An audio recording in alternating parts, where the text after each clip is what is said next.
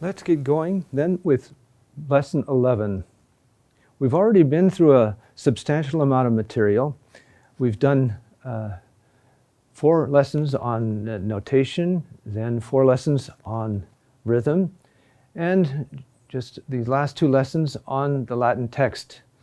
Now we have 3 more complementary subjects to address. First of all, 2 concerning the interpretation of neumes, and then another one on modality. This lesson then is on the interpretation of neumes. We're going to be going through the various kinds of neumes that we've encountered in the first couple of lessons.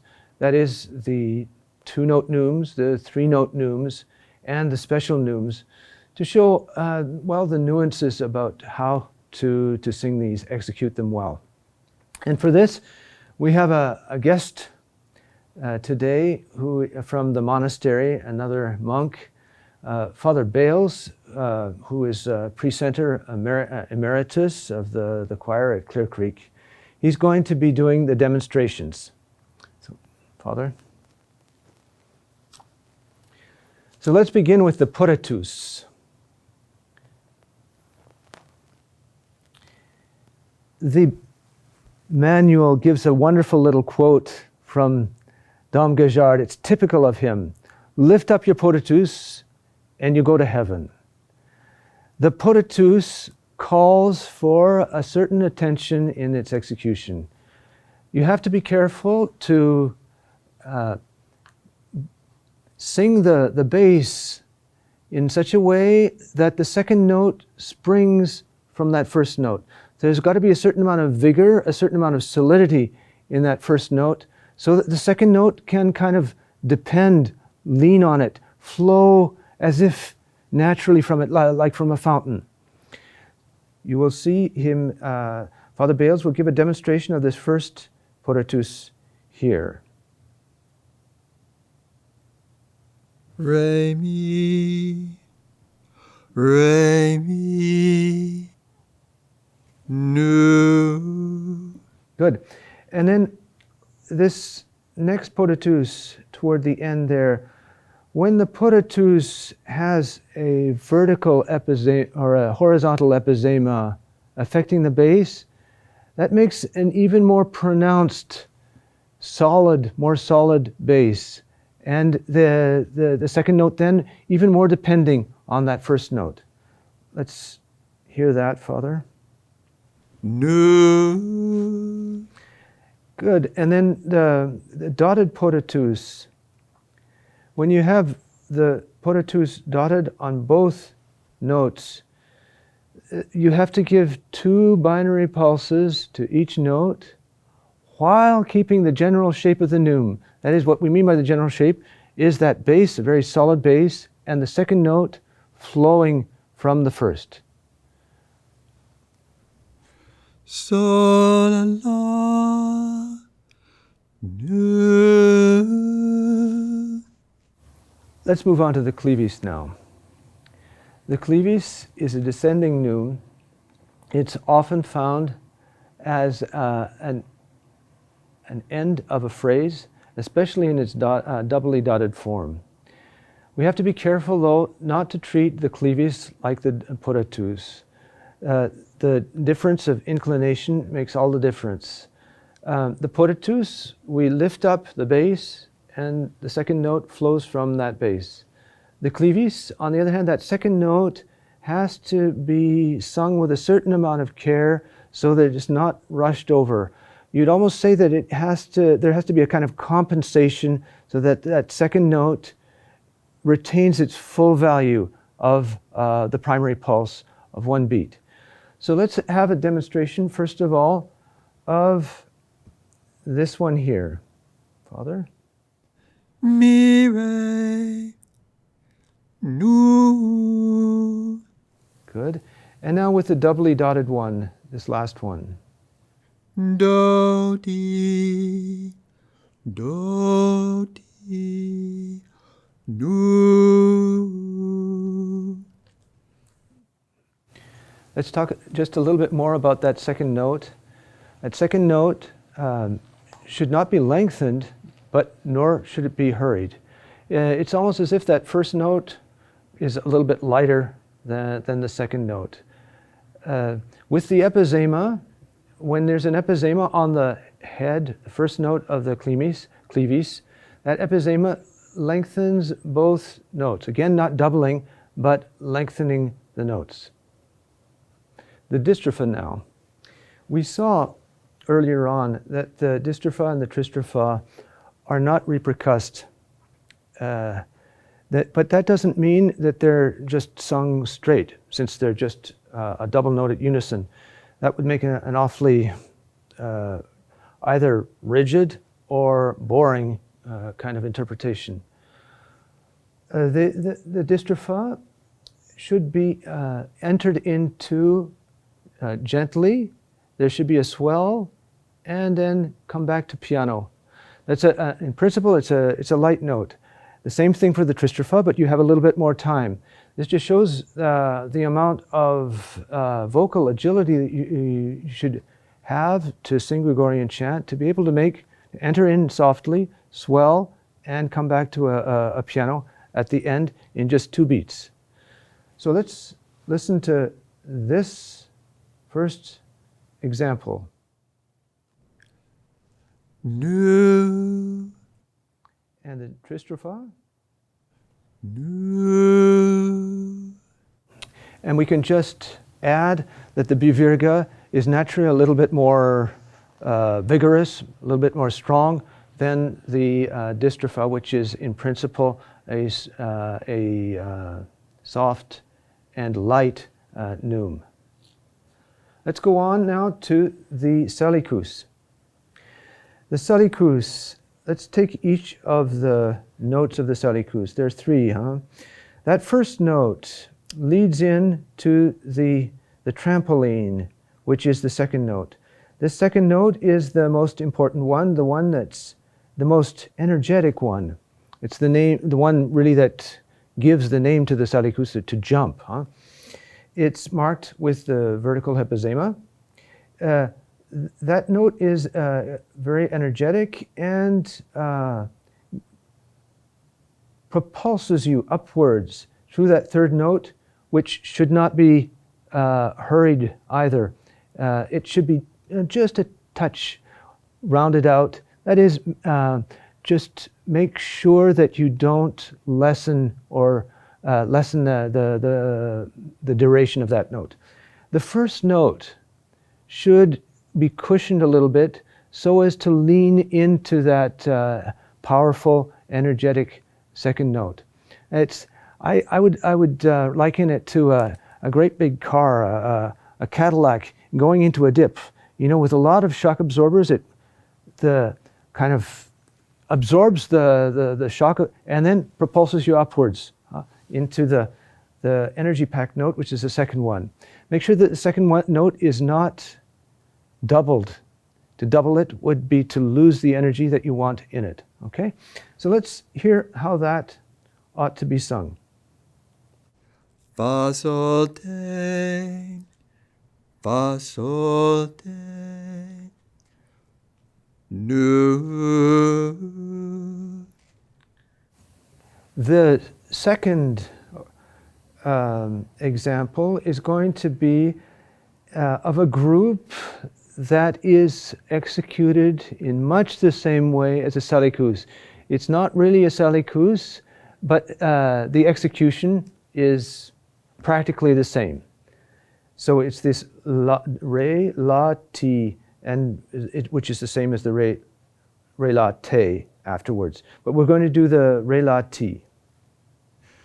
Re, la, ti. Nu. The salikus is an ascending neum, therefore it is arsic in character. It therefore should be executed with a crescendo, a slight crescendo, and a slight accelerando. That is, you accelerate a little bit as you go up. The highest note must not be skimped, but make sure that you sing it with all the duration that it requires. Don't shorten it. Okay, let's hear the examples. Mi, fa, la, sol, ti, do, nu. The Climacus. The Climacus is like a clevis, descending neum. And like the clevis, we have to resist the natural tendency of just sliding down it with the acceleration of gravity. It should not be hurried in. Often it serves as a break.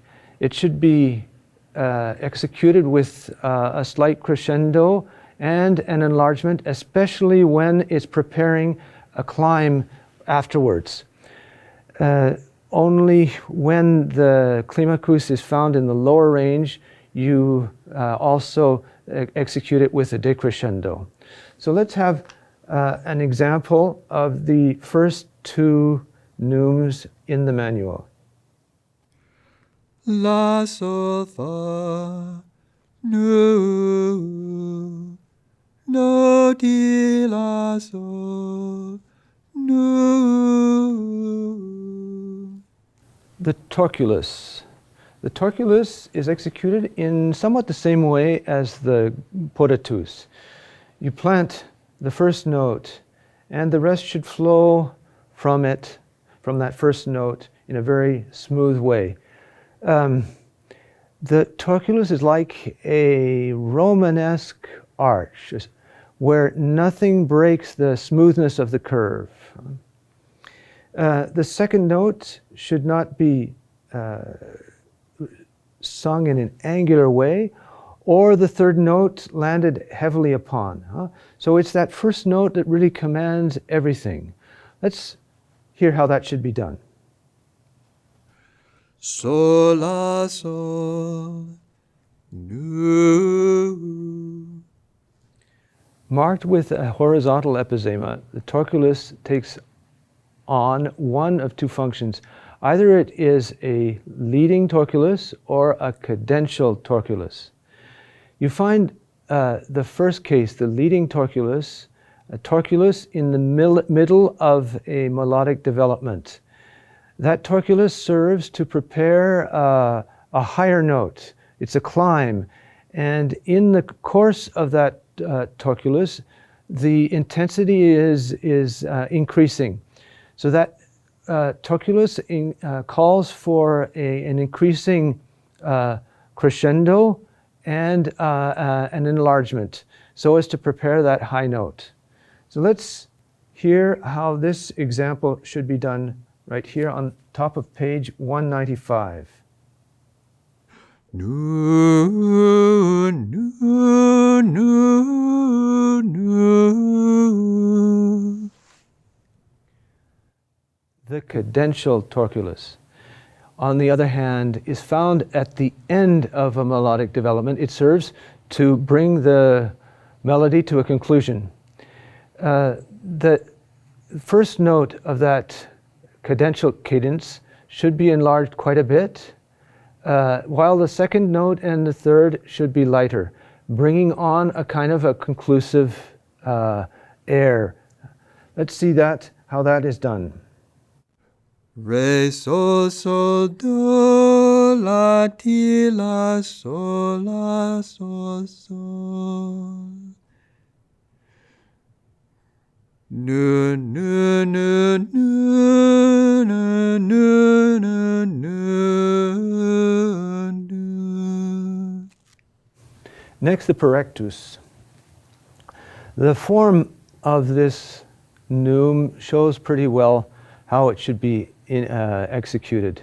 That is, the diagonal would represent a kind of a legato, and the third note springing out from the first two. A little bit like in the Holy Trinity, from the first two persons is breathed forth the Holy Spirit. So make sure that the third note is not hammered and that the note is sung with a complete legato. hear this first example here. Sol, fa, la, nu. The precis next. The double note formed by fusion at unison is a strong note, thus with a certain amount of vocal vigor. However, let's remind ourselves of the general rule for a long note. You enter into it gently, you swell, and then you come back to near piano. So nothing violent in Gregorian chant. That isn't conducive to the spiritual atmosphere of the chant. Let's hear this first example. Nu, nu, nu, nu.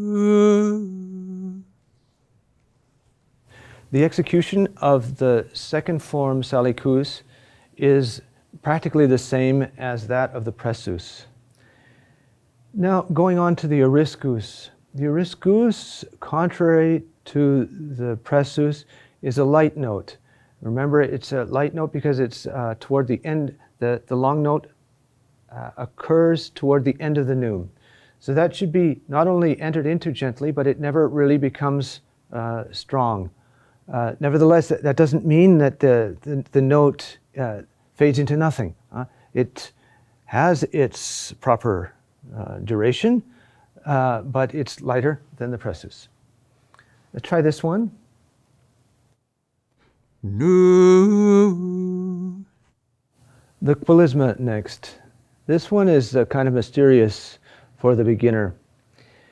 Remember, the quellisma involves that tooth note.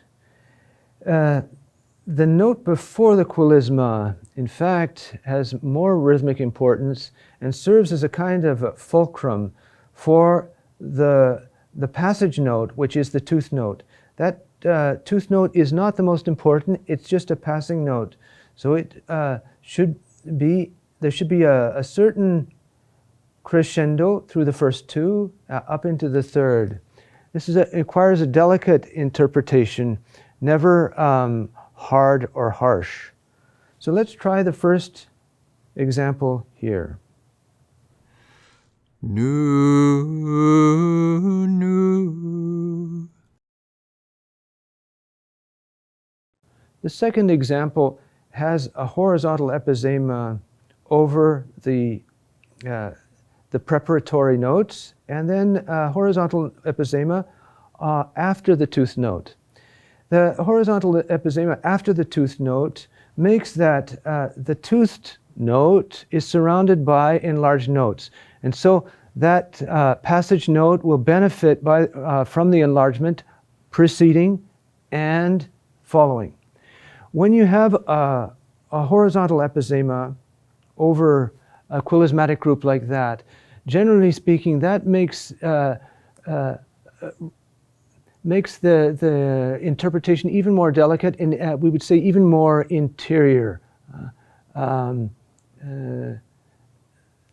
more expressive, if you like. So let's have that now. Nu, nu, nu, nu. There's one more kind of neum that has to be covered, and that's the quiescent neumes. Just to mention on that, it really does not concern the execution of the music itself, a melodic execution. As we said, as far as we can see, that the quiescent neumes concern a difficulty in the text. You just have to take your time so as to execute the double consonant or the combinations of consonants so that they're clearly and distinctly enunciated. The second part of this instruction concerns some complementary rules of style. These rules of style, for anybody interested, can be found in a publication which is mentioned in a footnote there. It's, if you like, it's a charter of the method of Salem done by Dom Gajard. It was a conference that he gave once. The rules of style begin with a basic principle. The equality of the primary pulse. So in Gregorian chant, everything is very democratic. Everything is equal. The primary pulse is equal. Now, in order to nuance that, we give a second and third rule. That is, there's variations of intensity and variations of tempo. You see, if you kept strictly to a mathematical equality, then the chant would degenerate into something mechanical. Whereas, as we've mentioned several times, the atmosphere and the quality of the chant is something very spiritual, very conformed to what the human soul is. So, with the equality of the primary pulse, you have to nuance that with variations in intensity, which follow the curve of the melody. When the melody goes up, crescendo, and when the melody goes down, decrescendo, to the very end, which normally ends on a light and soft note. Variations in, likewise, in tempo. When you're climbing, there's a slight acceleration, and when you're descending, a slight enlarging of the tempo. Then equality of the primary pulse, variations in tempo, variations in intensity. Next thing is legato. Legato, smoothness, has to do with recollection, whereas staccato suggests anxiety, trouble of the recollection, which really characterizes the chant. So that legato is a universal, holds universally with regard to chant. Next rule is soft high notes. That's, if you like, that is in contrast with another vocal tendency, which would be to pack all the energy possible into that high note and make it something stupendous that everybody would admire. Because chant is not about the singer. Those high notes are softened up and made, if you like, more reverential, more recollected, more in keeping with the chant being addressed to God. It's well said here, extremely well said in the manual. A melodic summit is prepared by a crescendo on the preceding notes, but the summit itself is taken without violence, with the energy acquired in the climb. This energy should be sufficient to give the impression of strength, but also of mastery and restraint. Although this manner of interpretation is challenging, it should not turn to the detriment of vocal sonority. Only a full and well-posed voice can execute these nuances as they should be. Which just shows you that this execution of neumes and style demands practice. It's not someone who can walk off the street and sing chant well. The next rule of style is what Dom Guéjard would call reverence for long notes. That implies that when you enter into long notes, you don't dive headlong into the long note, giving the impression of a collision just having taken place. No, instead, the note before, you give a little bit of warmth to that note, you hold back a little, and then you enter gently into the long note. And that's what we mean there by reverence for long notes. In the example that Father Bales is going to give, you have several. You see, between, first of all, the pressus that you have on top and the distropha, here the second note of the clevis.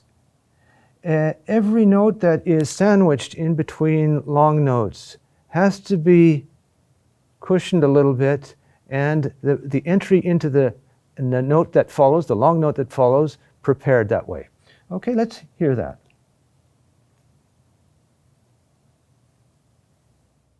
Nu nu nu nu nu nu nu nu nu nu.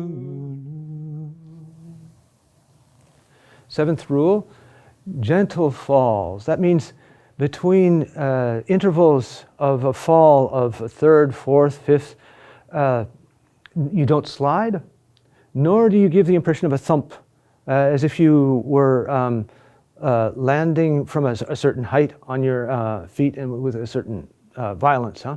No, it's got to be as smooth as possible, corresponding with the general atmosphere of smoothness and legato of the chant. Here, let's take the first example. Nu. And the second example. Nu, nu. Next rule of style is the repeated motifs. What do you do when you have a little segment of music that's repeated?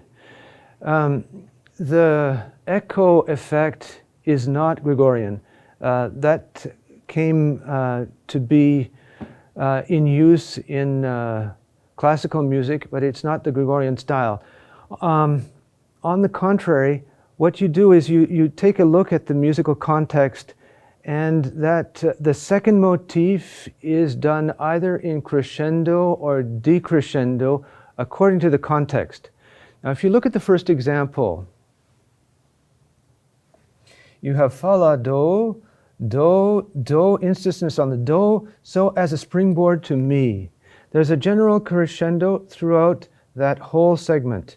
And there are the motif do, do, la is repeated. The first time, because of the general crescendo, the motif will be less loud than the second time. It's as if the motif is simply caught up in the general crescendo moving up to the mi. Let's hear that. Nu, nu, nu, nu, nu, nu, nu. Looking at the second instance, you have a motif here, la, te, la, sol, fa, la, te, la, sol, mi, a repetition which gradually winds down to the final cadence of the piece. So you can see the general movement is opposite. It's downward, decrease, and that determines the mode of execution of the repeat. That is, the second motif will be caught up in that waning intensity and be consequently sung less loud than the first one. Let's hear that. Na, na, na.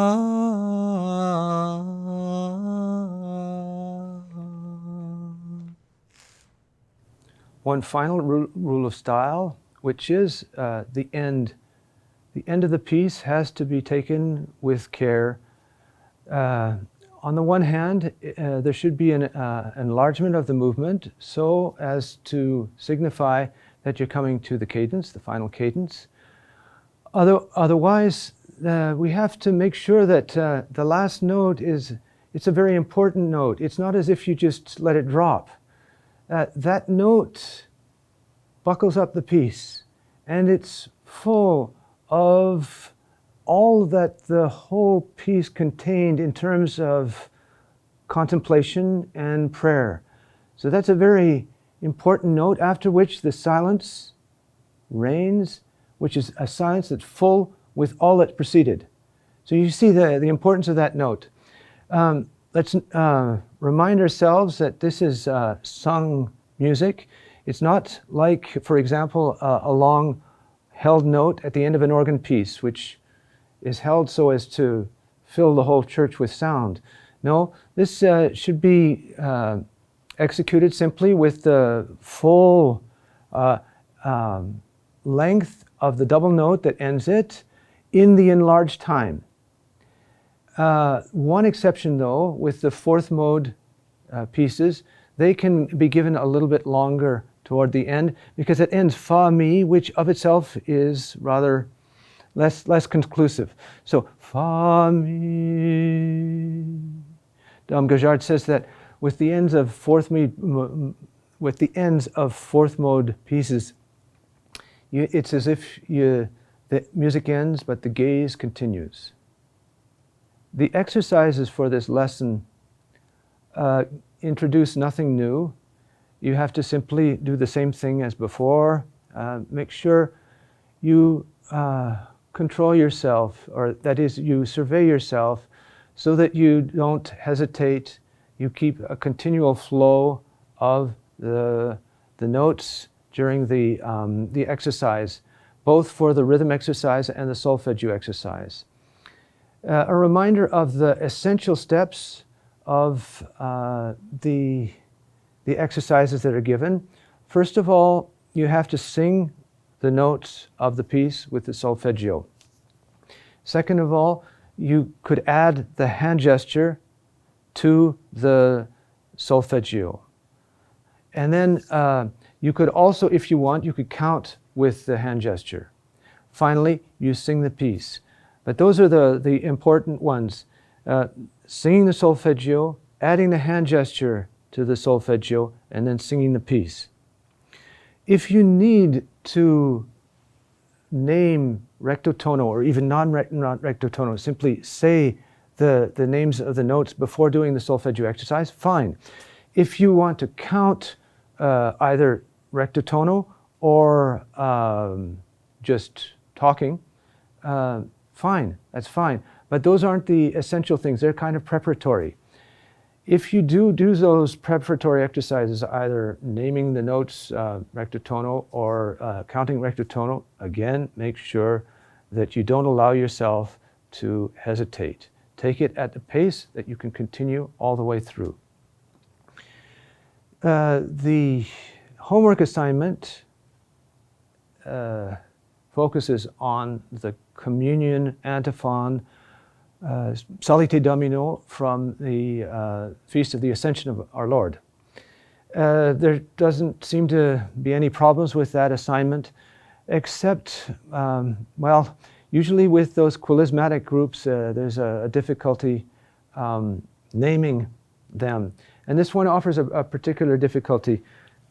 I'm talking about the quilismatic group that is on O of Orientem. Let's put that on the board and see how to face the challenge of naming that neume.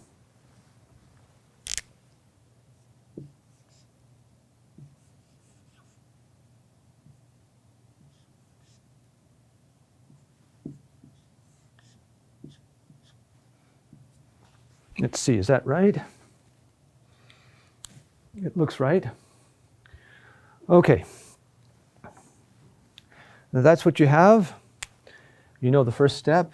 You divide before the toothed note, and that gives a punctum plus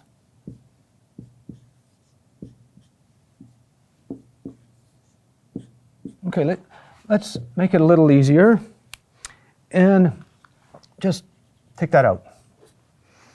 How do you name this? What is that? 4 notes, ascending group. With 3 notes, it would be a Scandicus. So it's a 4-note developed Scandicus. Now, let's put it back. Put the vertical epizema back. What do you call that now? It's a developed Salicus. Yes. Now, let's take this and replace it with a tooth note. You call that a quilisma. So there you have it. You have all the elements for naming that more difficult neume. There is one more little passage that I like to point out. It's toward the end, the cadence. You have there a 5-note stretch without an ictus. And that case, you remember, was covered in lesson 5 toward the end of the instruction on page 80. Look that up again. It says there that the ictus preferentially should be put on the top note so as to avoid a piston effect, which gives a mechanical effect which is not Gregorian. The excursus, let me point out the excursus, which is one of the remarkable excursus of the book. You can expect there to be convinced that the Church did well to adopt Latin as the official language for her worship. And you can expect to be surprised by certain qualities pointed out by the language. It's said there that Latin is a poor language. See how they justify that. And then finally, toward the end, there are some neat examples of the eloquence and the rhythmic lilt that you can find in certain ends of phrases. So that I would very much recommend, if you don't read the excursus normally, this one would be worth it, I would say, especially if you want to become motivated to learn your Latin. So there we have the matter of this lesson. Let me just wind up in saying that the interpretation of the neumes there you have separately, and it's always a little bit artificial to separate out elements and to treat them by themselves. Yet you have to do that. In spelling, you have to look at the consonants and the vowels and that kind of thing before actually reading. What might be a very good complement would be to listen to some very good examples of chant, to see how those neumes are executed in context. There I would recommend for men's scolae, the Dom Gajard's recordings are in the discography. They're very good as far as the perfection of the style. And for women's scolae, the records, the CDs from Argenton. These, again, they give you a good idea of how the chant and how the neumes sound in their proper context. You also can expect to be referring to these pages here on the interpretation of neumes when there's a question of what you should do in a certain case. Often you can come back to these because there's a lot of details given to you in the manual, and the video left out certain of them. So make sure you read them, and if needed, come back in the future to consult to see that you know exactly what you need to do in certain passages. We'll see you next time, and there we'll tackle the difficulty, the question of repercussions. Repercussions, of course, you remember, have to do with long notes and distinguishing groups of long notes. We'll see exactly how that should be done and when you should do it and when you shouldn't do it. See you next time.